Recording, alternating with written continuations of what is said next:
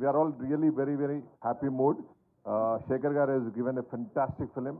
We never imagined that this film is going to be this. Anni walks of life, people are calling us and saying such a fantastic film you have given, Ani. The credit goes to the all the team, especially Shekhar Garu, Nagarjuna Garu, Dhanush Garu. I'm very happy for them. Thank you. And we as a producers, we are also very happy, Andy. Chala santoshanga unnam. And we just wanted to tell you that we are so happy for the success and the audience also. This is a completely different film. We were a little hesitating as a producers, I'm saying. Not Shekhar Garu has his conference or rock heights undai vari. But as a producers, definitely we were in tension. Are inta amount betti, itla betti, are we taking some kind of risk ar anukunnamo? But really the very first day, మేము చూసినాక after matinee, only first show, second show, it was fantastic response from all the people calling us and congratulating throughout the world, not only India, but throughout the world people were calling. Nagarjuna garu ippude antunna వాళ్ళ friends from all the over the world, they were calling him and congratulating. I'm very happy, sir. Thank you for for being in this film, sir. Thank you, sir.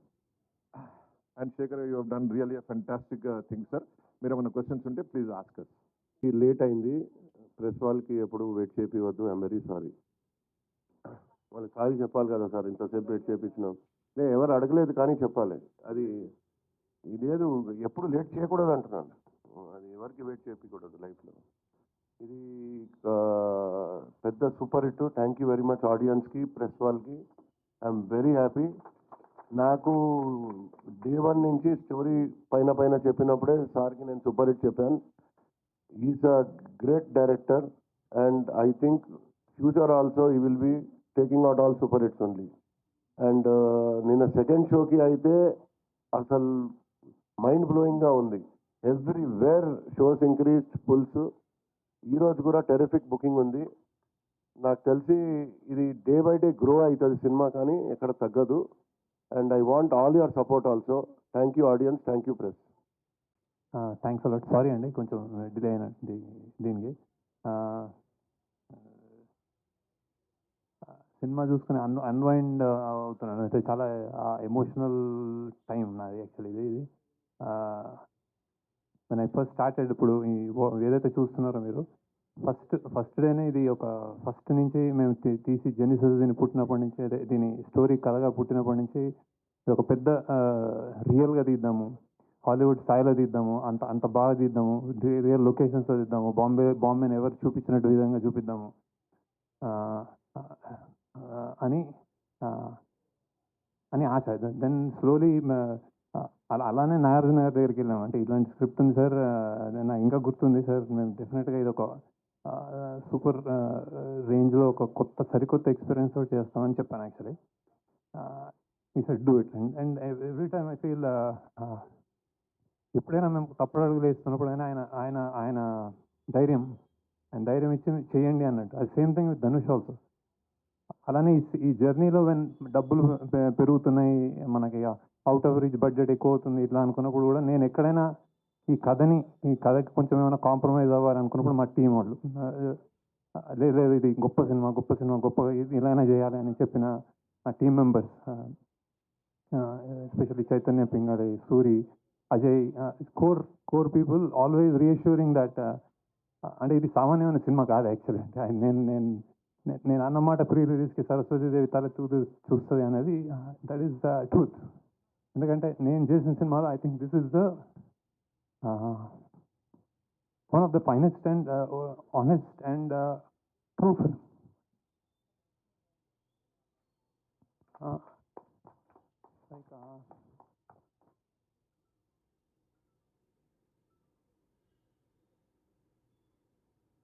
నేను చెప్పాను కూడా, అంటే నేను చెప్పిన first shot Dhanush best shot అన్నాను. అది ఆడిటోరియంలో మీరు చూస్తున్నారు, అది బెస్ట్ షాట్ అని. కొంతమందికి అంటే కొన్ని విషయాల్లో ఇట్లాంటి సినిమాలు చేసినప్పుడు ఇంత హై, అంటే ఇంత కొత్తదనము, ఇంత జెన్యున్గా తీసినప్పుడు ఏమవుతుందంటే లెంత్ ఏదో అంటున్నారు. అంటే నేను ఇందులో లేయర్స్ చెప్పడానికే చాలా చాలా లేయర్స్, ఇంకా మీకు తెలియని లేయర్స్ మీరు మళ్ళీ ఇంకోసారి చూస్తే తెలుస్తుందేమో బేసిక్గా. అవి నేను తీయలేను యాక్చువల్లీ సినిమాలో. సో ఇట్స్ లైక్, అంటే సినిమా తగ్గించాలి అన్నది డైరెక్టర్కి కానీ టీం కానీ తెలియని విషయం కాదు. కాకపోతే అది ఉండాలి, ఇది చెప్పాలి అని ఒక మనుషుల వీకర్ సెక్షన్స్ నుంచి వచ్చిన వాళ్ళ పాయింట్ కానీ, ఒక అండర్ డాగ్ పాయింట్ కానీ చెప్పాలి అనుకున్నప్పుడు, అది ఆనెస్ట్గా చెప్పడమే మా ధర్మం అనుకుంటాను అనమాట.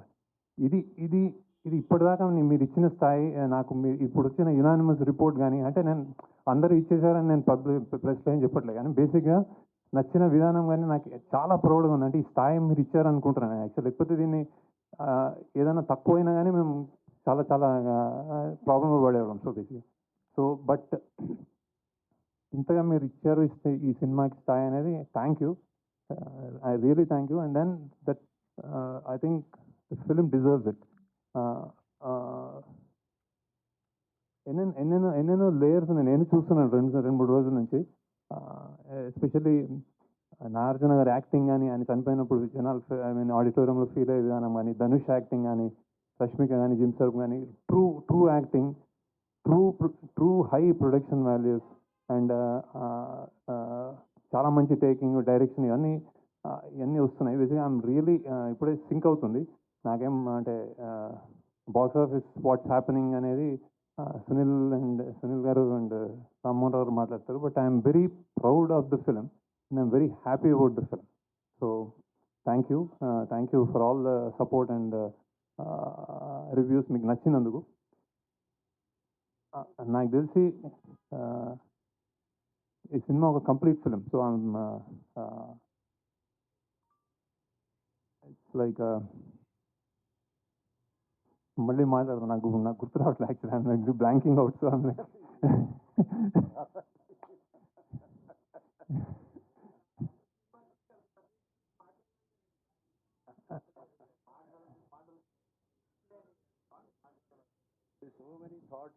సో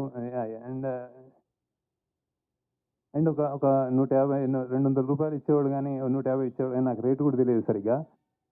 ఈ సినిమా చూస్తున్నప్పుడు నేను ఇక్కడ నాకు లాగ్ ఉంది, ఈ సినిమా ఇక్కడ నాకు బోర్ కొట్టింది అని ఆలోచించడం నేను అనుకుంటున్నాను. టెక్నికల్ అంటే బేసిక్గా నేను తీసుకెళ్ళానని నమ్ముతున్నాను బేసిక్గా. సో ఆ ల్యాగ్ కూడా వదిలేస్తే ఇది ఒక చాలా ఆనెస్ట్ అండ్ గొప్ప ప్రయత్నం అని నేను అనుకుంటున్నాను బేసిక్గా. So and I'm really happy. అంటే నేను ఇప్పుడు సక్సెస్ మీట్లో నేను ఎందుకు అంటే నేను ఓకే చలో you continue and I will talk to you lighter. అందరికీ నమస్కారం. శేఖర్, ఇది ఎన్నో సక్సెస్ మీట్? ఇది వరుసగా సక్సెస్ మీట్లే కదా మీకు. All films you sit here after the film releases and you having a success. One more to your belt. Very happy. Thank you Shekhar. First media అందరికీ థ్యాంక్స్ చెప్పాలి. I think first time unanimous reviews వచ్చినట్టున్నాయి. నాకు నిన్న ఎవరో ఒక photograph చూపించారు, అన్ని 3కి తక్కువ ఏది లేదు ఏ రివ్యూ. అండ్ అంత యునానిమస్గా వచ్చిందంటే అంత యునానిమస్గా నచ్చిందే అనమాట. So thank you very much దానికి. అండ్ ముందుగా నాకు అఫ్కోర్స్ సునీల్కి థ్యాంక్స్.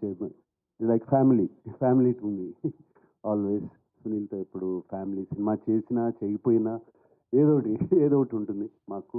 బట్ శేఖర్తో నాకు ఎప్పటి నుంచో సినిమా చేయాలని ఉంది. Actually before Sumanth worked, before Amala worked, before Chaitanya చేసినప్పుడు దానికన్నా ముందు నుంచి శేఖర్తో ఎప్పుడు కలుస్తూ ఉంటాం, సినిమా చేయాలంటాం. అండ్ శేఖర్ నాకు బాగా గుర్తు, నీతో ఒక స్టైలిష్ సినిమా చేయాలి, చార్మింగ్ సినిమా చేయాలని అనేవాడు. బట్ ఫైనలీ మా ఇద్దరి మధ్యన రాత ఎలా రాసింది. సచ్ ఎ బ్యూటిఫుల్ క్యారెక్టర్ ఈ గేమ్ మీ. అండ్ నాకు ఈ రొటీన్ సినిమాల నుంచి ఒక కొత్త క్యారెక్టర్ చేయాలి సినిమాలో. నేను ఆడియో ప్రీ రిలీజ్లో కూడా చెప్పాను, సినిమాలో ఒక పాత్రగా చేయాలి. అండ్ శేఖర్ ఈ సినిమాలో ఫుల్ ఫిలిం ఇస్ లైక్, నేను మాయాబజార్ అనే సినిమాతో కూడా కంపేర్ చేశాను అప్పుడు. అలాగే దాంట్లో హీరో ఎవరు అన్నాను. అలాగే మిస్సమ్మలో చూస్తే హీరో ఎవరు, గుండమ్మ కథలో చూస్తే హీరో ఎవరు, we don't know. It is only the director. And ఇప్పుడు కూడా చెప్తున్నాను, ఇది శేఖర్ కమ్ముల గారి ఫిలిం. ఇది out and out his film. ప్రాణం పోస్తారు ఈ సినిమాకి, నాకు తెలుసు. ఆయనే కాదు, ఆయన whole team, I know that whole team how much వాళ్ళు ఎంత క్లోజ్గా ఉంటారో. And Shekhar fantastic character. And thank you very much.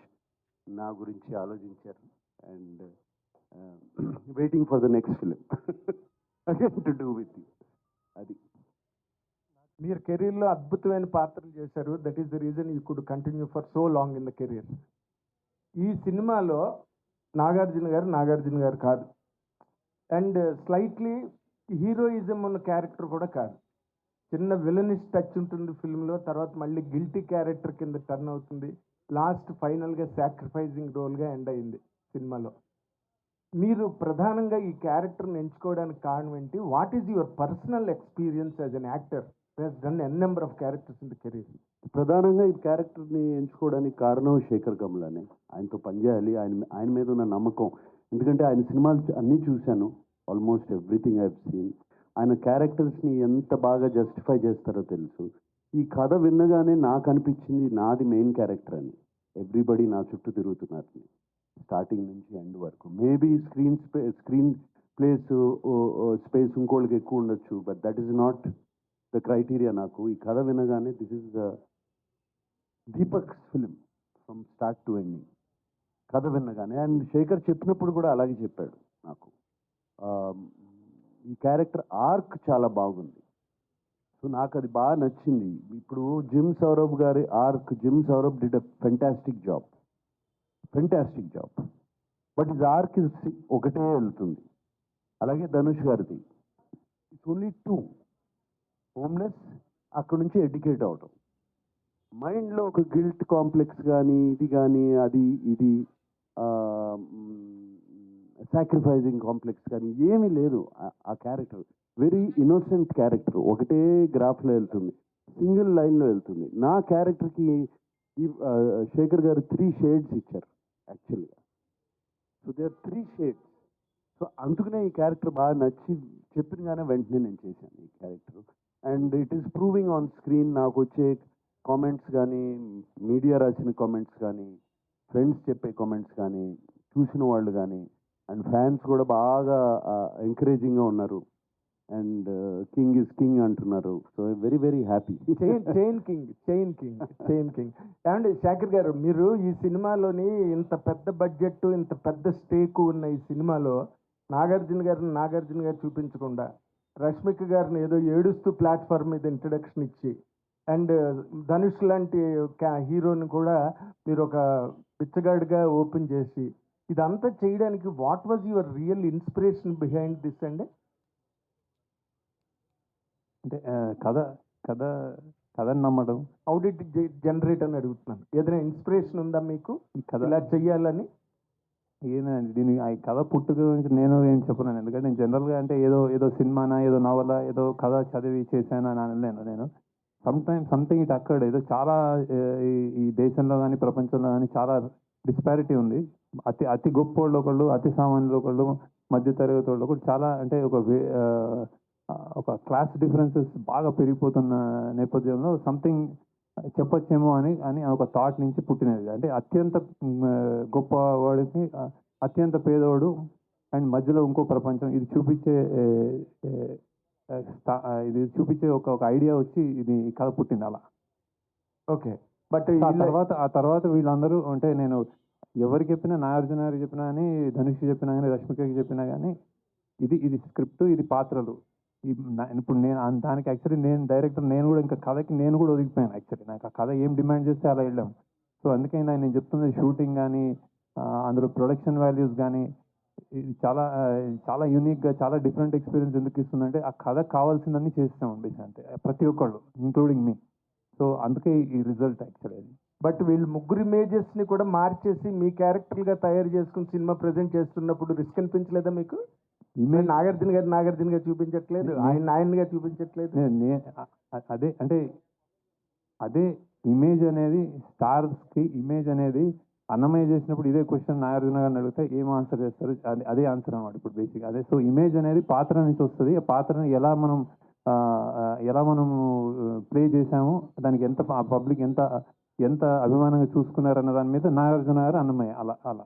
So Nagarjuna గారు శివ. సో పాత్ర నుంచే స్టార్డమ్ పెరుగుతుంది, పుడుతుంది అని నా ఒపీనియన్. సార్ ఇప్పుడు తండే సినిమాతో చైతన్య కంటిన్యూ చేశారు, సక్సెస్ మీరు కంటిన్యూ చేశారు కుబేరాతోటి. నెక్స్ట్ లెనిన్తో కూడా, అంటే ఇది నామ సంవత్సరం అక్కినేని నామ సంవత్సరం అనుకోవచ్చేమో. నామ సంవత్సరం అక్కినేని నామ సంవత్సరం అనుకోవచ్చేమో. తండేలతో సక్సెస్ తెలుగు సినిమా హిట్ నామ సంవత్సరం. సూపర్. అయితే సార్ ఇందులో రష్మిక సాంగ్ ఒకటి తీసారు, ఇందులో చాలా బాగుంటుంది సాంగ్. అది రన్ టైం తగ్గించి ఆ సాంగ్ పెట్టచ్చు కదా. ఫస్ట్ ఆ సాంగ్ చాలా బాగుంది. అది పిప్పి పిప్పి డిమ్ డూమ్ అనే సాంగ్. యాక్చువల్ డ్యూరేషన్ అంటే అది సాంగ్ ఉండి తర్వాత తీయలేదు మేము. అది ప్రమోషనల్ సాంగ్ ఏదైనా చేద్దాము అని ఒక నార్త్లో ఇప్పుడు పాన్ ఇండియా సినిమా అనుకున్నప్పుడు కొన్ని అలా చేస్తూ ఉంటారు వాళ్ళు బేసిక్గా. సో అలా స్టార్ట్ అయ్యి కానీ సినిమా పేసింగ్లో అది అడ్డుపడుతుందేమో అనుకుని మేము పక్కకి జరిగాము. సో ఇప్పుడు వేరే మంచి సీన్లు తీసి పెట్టేయడానికి సినిమా నేను అంత లూజ్గా రాయనండి. అంటే ఎక్కడ తీసేయచ్చు, ఎక్కడ పెట్టేయచ్చు అని జరగదు. ఒక్క సీను, ఒక డైలాగ్ తీస్తే సినిమా ఉండదు. అలానే రాస్తాం మేము బేసిక్గా. సో అంత ఈజీ కాదు. అంత ఈజీ అంటే నాకు హ్యాపీ యాక్చువల్లీ పెట్టేద్దాం. అవును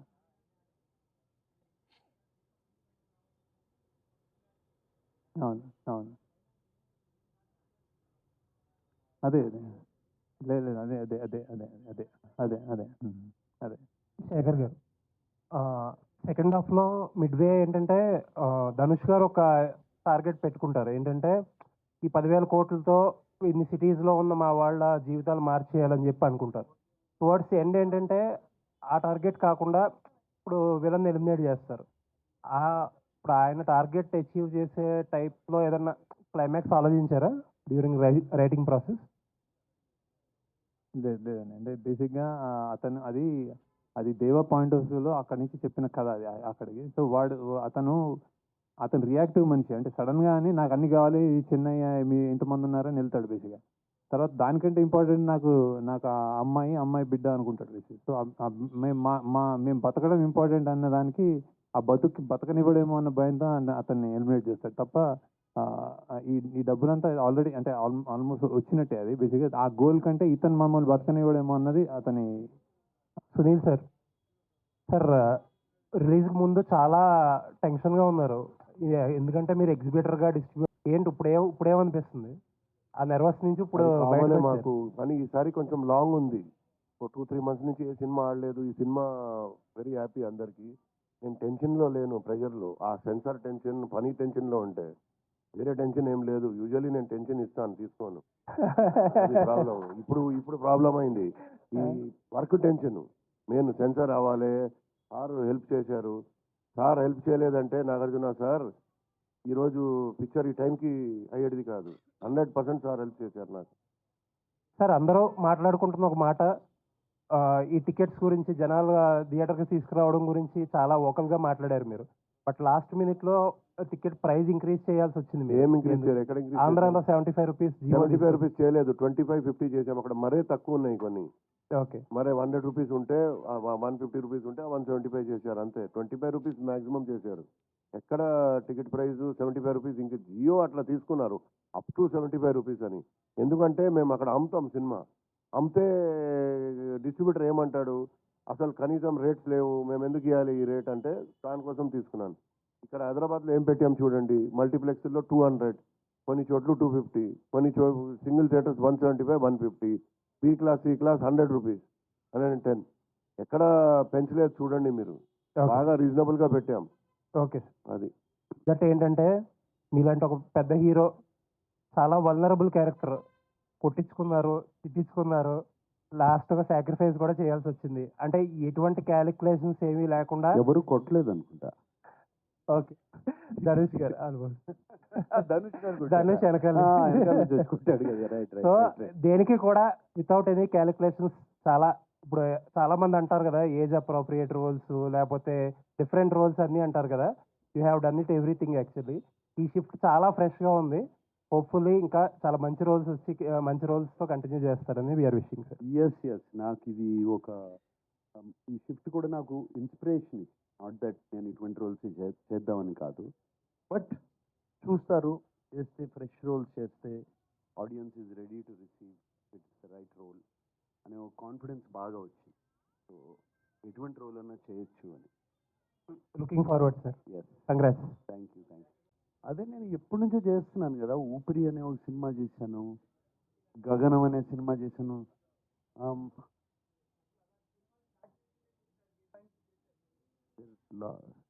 లాట్ ఆఫ్ ఫిలిమ్స్ బాగా క్యారెక్టర్గా అంతమంది సినిమా చేశాను నేను. పెద్ద క్యారెక్టర్ గ్రే షేడ్స్ అనేది కాదు, క్యారెక్టర్ జనాన్ని యాక్సెప్ట్ చేస్తే ఏ షేడ్ అయినా కూడా పర్వాలేదు. That is important. శేఖర్ గారు సార్, ఇప్పుడు మామూలుగా ఎడిట్ అంతా అయిపోయి అన్ని చూసుకున్నాకనే 3 గంటల 14 నిమిషాలు వస్తాయి. ఒరిజినల్గా ఎంత కంటెంట్ వచ్చింది సార్?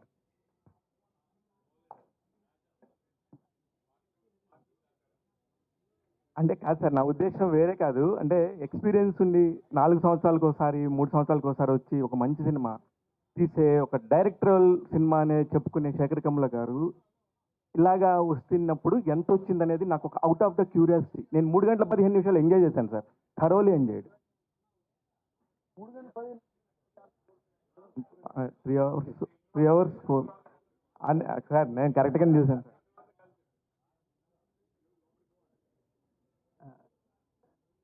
యా చాలా అంటే జనరల్గా నేను అంటే ఎక్కువ సాంగ్ మౌంటాజెస్ సాంగ్స్కి బాగా లెంత్ పెట్టి అలా తీస్తాను. బేసిక్గా కథగా వేరే వేరే సీన్లు అడిషనల్ సీన్స్ చాలా తీసేయడం అలా ఉండదు. జనరల్గా లెంత్ నా జనరల్గా పాటల వల్ల ఉంటుంది అనమాట. ఇందులో కూడా అంతే బేసిక్గా. ఇది ఒక ఇది ఎడిట్ చాయిసెస్లో fast paced thriller at emotional అని, అంటే మెల్లగా వాళ్ళ ఎమోషన్స్ చూపించాలని. సో అక్కడ మనం బ్యాలెన్స్ చేసుకుంటూ వెళ్ళాం. సో ఇంకొక అరగంట ఉండిందండి. నాగార్జున గారు, చాలా కలర్ఫుల్ నాగార్జున గారు ఉంటే అనుకునే టైంలో ఇంటర్వెల్ దాకా చూసినాక అసలు నాగార్జున గారికి అసలు క్యారెక్టర్ చేసే అవసరమే వచ్చింది అని అనుకుని సెకండ్ హాఫ్ చూసినాక అమ్మయ్య ఓకే అందుకు చేస్తుంటారేమో అనిపించింది. ఇది నాకున్న ఒపీనియన్. మీకు అలాంటి ఫోన్లు ఏమైనా వచ్చాయా? లేదు, ఎక్కడి నుంచి రాలేదు. యాక్చువల్లీ చాలా మంది చాలా బాగున్నాను అన్నారు. సార్ డెఫినెట్గా బాగుంది సార్. నేను అన్నది పాయింట్ కూడా నేను అదే సార్.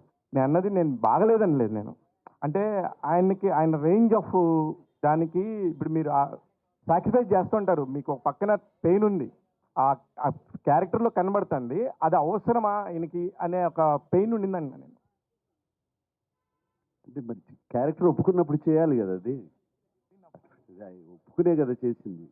ఒక డిఫరెంట్ క్యారెక్టర్ వచ్చిందని అవసరమా లేదా అనేది ఇక అది ఏమని చెప్పను. అవసరమా అని అన్నీ అవసరమే. మాకు యాక్టర్లకి క్యారెక్టర్స్ చేయడం చాలా ఇంపార్టెంట్.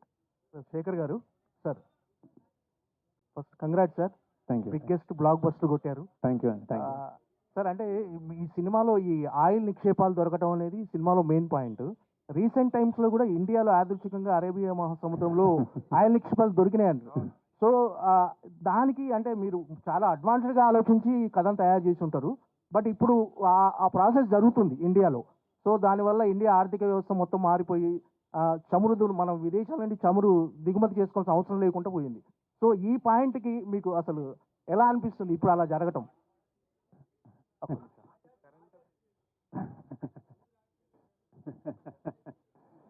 లేదు కొన్ని అంటే అంటే ఏం లేదు జస్ట్ అంటే ఇది ఇది ఇది ఇది ఇది అసలు ఇది నేను మామూలుగా ఊహించి రాసిందే బేసిక్గా. కొన్ని అంటే ఇప్పుడు ఏదో గన్లు ఉంటాయి, మన మైకా ఉంటుంది, బొగ్గు గన్లు ఉంటాయి, అడవులు కలప ఉంటుంది కొట్టేసేది. ఇది అంటే ఇది ఈ మన ఈ విధ్వంసం ఉంటుంది, ఇండియన్ రిసోర్సెస్ని విధ్వంసం చేయడానికి కొంచెం ఐదర్ అది డెవలప్మెంట్ అనొచ్చు, విధ్వంసం అనొచ్చు, అట్లా నుంచి ఒక వచ్చిన పాయింట్ అది బేసిక్గా. సో ఆయిల్ సముద్రాల్లో దొరుకుతుంది అన్నది ముందు అది మామూలుగా అనుకునే రాశాను. అంటే అది ఒక గొప్ప మంచి పాయింట్ అనిపించింది అది. సో ఇప్పుడు దొరికిందంటే హ్యాపీ. ఇంకా ఇంకా ఎంత దొరికితే అంత హ్యాపీ కదా. ఈ ఆయిల్ నిక్షేపాలతో మీకు మీ ప్రొడ్యూసర్లను కుబేరులను చేశారు మీరంతా. సార్ ఇది ఏ పొలిటికల్ పార్టీకి సంబంధించిన సిద్ధప్ప అయి ఉండొచ్చండి. మామూలుగా అంటే సినిమాకి సంబంధించి మీరు తీసుకున్న పాయింట్ అది అందరికి తెలిసిన పాయింట్స్ యాక్చువల్లీ. ఇప్పుడు గవర్నమెంట్ గురించి కూడా మాట్లాడుతున్నప్పుడు అనేక సార్లు కూడా దీనికి సంబంధించి మాట్లాడారు. దీనికి సంబంధించి పేర్లు చెప్పలేను కానీ గ్రూప్స్ గురించి కూడా మాట్లాడారు. ఇది ఇది ఇది ఇది ఏ పొలిటికల్ పార్టీ అని మన దేశ చరిత్ర ఇది. ఒక పొలిటికల్ పార్టీ అని కాదు.